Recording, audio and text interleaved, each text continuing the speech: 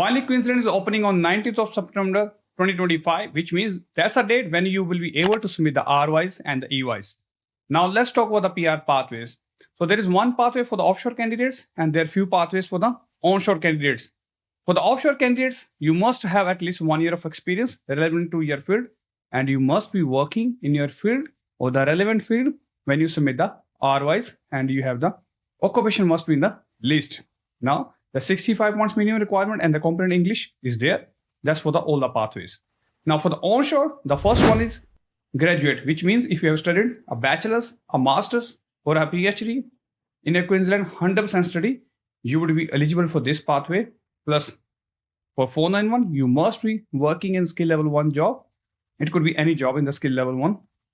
For 6 months for 491 and 9 months for the 190, it must be post qualification at least 20 hours per week.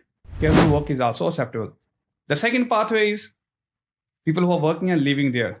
It remains the same as well.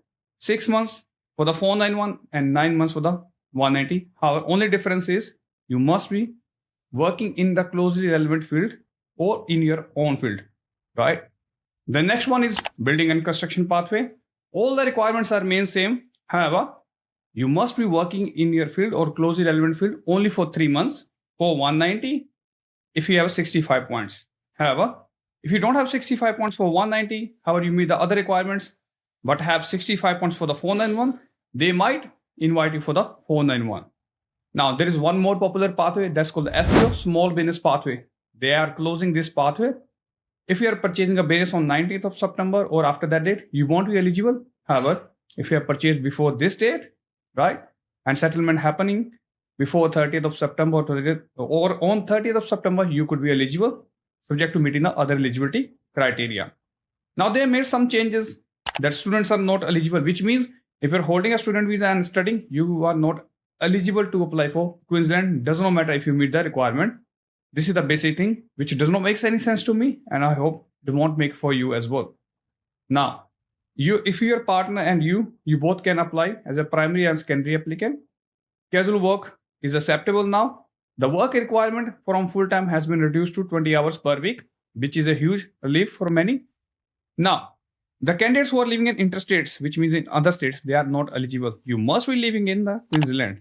Now, you have to keep in mind, there are some selection criteria and there are some priority attributes which each state carries. The priority attributes for the Queensland are 7 priority attributes.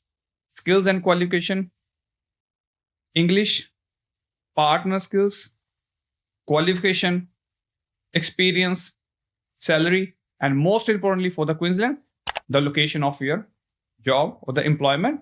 It's only for the onshore candidate, which means if you're working in category 3 regional area, you will be considered as on the priority basis as compared to other candidates.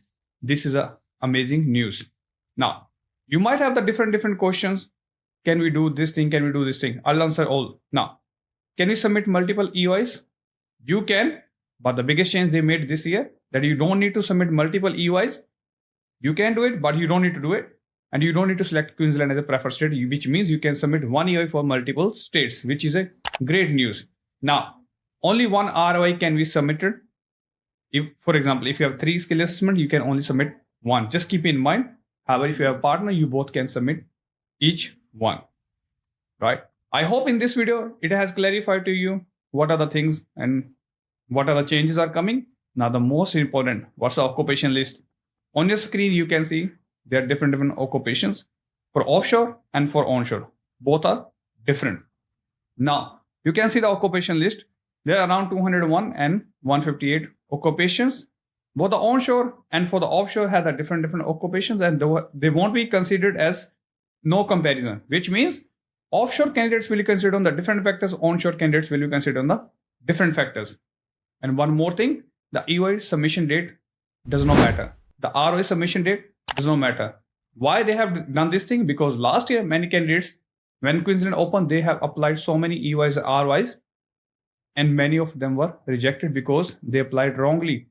Now, just keep in mind, if you do a mistake in your ROI and you get selected, they won't select you again for this financial year, which means you need to wait for another 1 year. Now, my suggestion, if you're a student, Queensland is not a state for you. Just keep in mind, right? Already advised to you the priority factors and the rest of things. If you still need any information, any confirmation, or any kind of help with us, you can contact us, our Sydney branches or Melbourne branches. Take care.